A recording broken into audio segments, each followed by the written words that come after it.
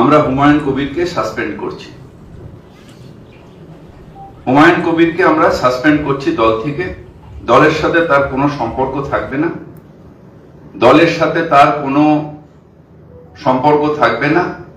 তার কারণ যারা ধর্ম নিয়ে রাজনীতি করে, ডিভিশনাল পলিটিক্স করে, মানে ধর্ম নিয়ে মানে ডিভিশন ভাগ করার চেষ্টা করে, তাদের সাথে দল কোনো সম্পর্ক রাখবে না। ভরতপুরের তিনি বিধায়ক, হঠাৎ করে বাবরি মসজিদ তৈরি করব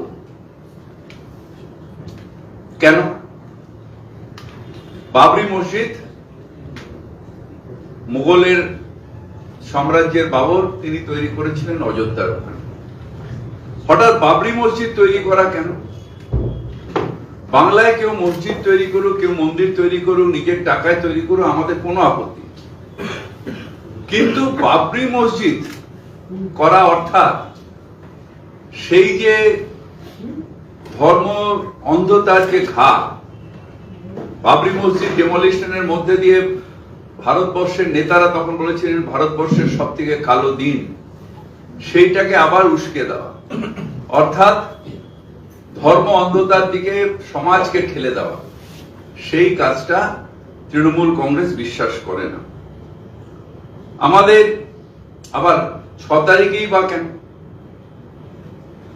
কেন হুমায়ুন ভাই কেন অন্য নাম দিলেন না? অনেক শহীদ হয়েছেন, তাদের নামে কেন করলেন না? মুর্শিদাবাদে যদি এতই টাকা ওনার কাছে থাকে, তাহলে ওখানে অন্য কিছু কেন করলেন না? স্কুল কলেজ কেন করলেন না? কেন শুধু এই সেন্টিমেন্টের উপরে? তাহলে বাংলা কি এগোবে না শুধু বাবরি মসজিদ আর রাম মন্দির এর মধ্যে সীমাবদ্ধ থেকে যাবে? না, এটা আসলে বিজেপির একটা অভিসন্ধি, সমাজকে ভাগ করো। যখন দেখলো নেতাদের ইডি সিবিআই করে কিছু করা যাচ্ছে না, বাংলার মানুষ তৃণমূল কংগ্রেসকে সাপোর্ট করছে। যখন দেখলো এসআইআর করে কিছু করা যাচ্ছে না, বাংলার মানুষ তৃণমূল কংগ্রেসের পাশে দাঁড়িয়ে আছে। তখন ডিভিশনাল পলিটিক্স, যেটা বিজেপি বিশ্বাস করে, সেই পলিটিক্সটা আবার সামনে আসার জন্য প্রত্যেক নির্বাচনের আগে একটা দুটো তৃণমূল কংগ্রেস থেকে গাদ্দারকে নিয়ে গিয়ে তারা এই কার্ডটা খেলে। এবার তারা হুমায়ুন ভাইকে ধরেছেন এবং আমার বিশ্বাস যে বিজেপির কথাতেই এই ডিভিশনাল পলিটিক্স অর্থাৎ সেটা করে। আপনি রেজিনগরে থাকেন, ভরতপুরের বিধায়ক, কেন বেলডাঙ্গায় বাবরি মসজিদ হবে? কারণ বেলডাঙ্গা কিছুদিন আগে কমিউনাল সেন্সিটিভ জায়গা ছিল এবং সেইখানে করলে রাইট লাগাতে সুবিধা হবে, দাঙ্গা লাগলে ভোটের সমীকরণ হবে। সেই ভোটের সমীকরণে বিজেপিকে সাহায্য করার জন্য আজকে তারা এই কাজটা করবার চেষ্টা করছে। বাংলায় আমরা কঠোর হাতে বলতে চাই যে আমরা এই কমিউনালিজমের দিকে থাকবো না, কমিউনাল রাজনীতিতে আমরা বিশ্বাস করি না। এরপরে আমি আমাদের বিদ্যুৎ মন্ত্রী এই হুমায়ুন কবিরের সম্বন্ধে আরো কথা বলবেন।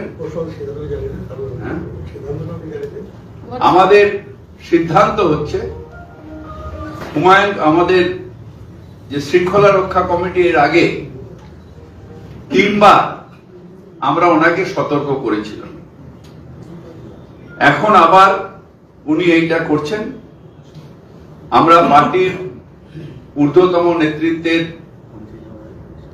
অর্থাৎ আমাদের পার্টির চেয়ারম্যান এবং জেনারেল সেক্রেটারি দুজনেরই মতামত নিয়ে আমরা হুমায়ুন কবিরকে সাসপেন্ড করছি।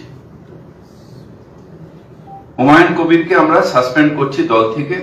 দলের সাথে তার কোনো সম্পর্ক থাকবে না, দলের সাথে তার কোনো সম্পর্ক থাকবে না। তার কারণ যারা ধর্ম নিয়ে রাজনীতি করে, ডিভিশনাল পলিটিক্স করে, মানে ধর্ম নিয়ে মানে ডিভিশন ভাগ করার চেষ্টা করে, তাদের সাথে দল কোনো সম্পর্ক রাখবে না।